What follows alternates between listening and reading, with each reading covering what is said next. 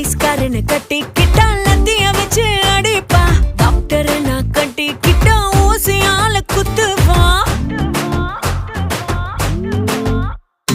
பாடி பில்டரை கட்டிக்கிட்டா தினமும் தண்டால் எடுப்பா.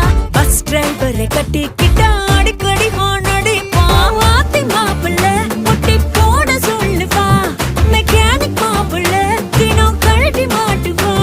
ஒரு வேலை வெட்டி இல்லாதவ எனக்கு மட்டும்